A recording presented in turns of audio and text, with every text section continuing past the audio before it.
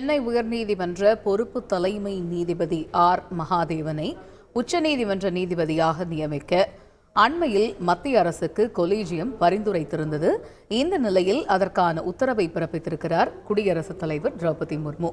கடந்த 1963ஆம் ஆண்டு சென்னையில் பிறந்த திரு ஆர் மகாதேவன் 89ஆம் ஆண்டு வழக்கறிஞர் பணியை தொடங்கினார். அதில் இருந்து சிவில் கிரிமினல் வழக்குகளில் அனுபவம் வாய்ந்த நீதிபதி ஆர் மகாதேவன் மத்திய மாநில அரசுகளுடைய வழக்கறிஞராகவும் பல்வேறு நிலைகளில் பணியாற்றியிருக்கிறார். சென்னை உயர்நீதிமன்ற நீதிபதியாக மகாதேவன் கடந்த 2013ஆம் ஆண்டு நியமிக்கப்பட்டார்.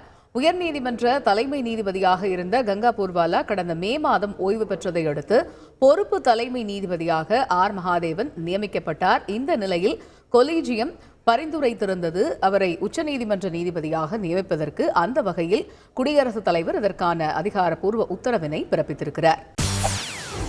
செய்திகளை உடனுக்குடன் தெரிந்து கொள்ள உடனே சப்ஸ்கிரைப் பண்ணுங்க.